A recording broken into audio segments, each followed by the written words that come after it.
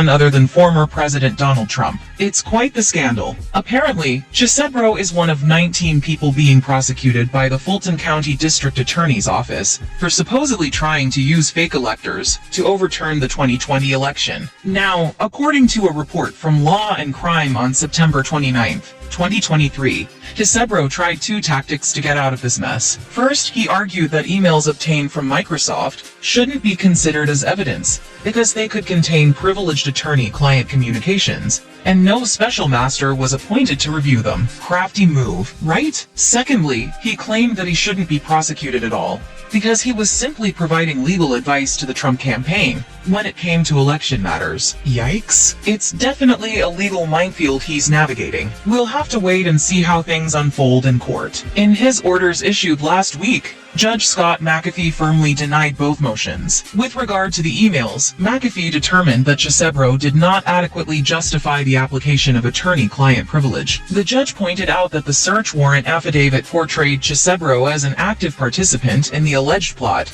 rather than just a lawyer providing legal advice. McAfee concluded that there was satisfactory probable cause in the warrant, and Chesebro did not present a valid legal violation. On the matter of immunity, McAfee deferred to the prosecution's stance that justification defenses should be decided by a jury during trial, rather than being used as basis for pretrial dismissal. District Attorney Faniwillis argued that immunity only applies in specific cases directly provided by statute, which does not include Chesebro's situation. McAfee agreed that Chesebro's argument that he was merely fulfilling his duties as a lawyer could be suitable for a jury instruction, but it was not relevant to immunity before the trial. The racketeering case against Chesebro and others involves allegations that they worked together to push false slates of electors in Georgia and other swing states, falsely claiming they were for Trump when they were actually for Biden. This scheme was an attempt to overturn the election during the electoral count on January 6, 2021. Chesebro is accused of researching and coming up with legal justifications for this plan.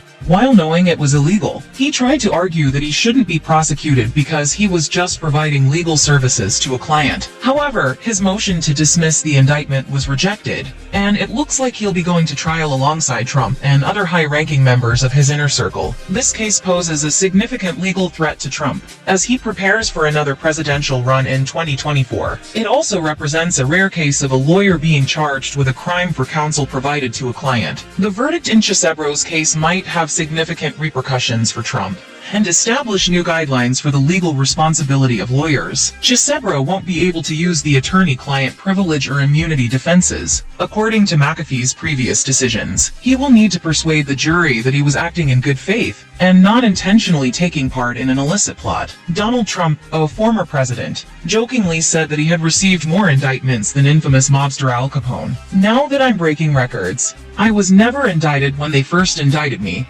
and then again, and again. Al Capone was not charged as much, according to Trump, who was addressing Friday in Anaheim to the California Republicans Conference. Trump is the first sitting or past president to be charged with a crime in the U.S., after being indicted 4 times and facing 91 accusations in all. During his criminal career, Capone was accused of a number of different crimes, until his conviction for tax evasion in 1931, when he was sentenced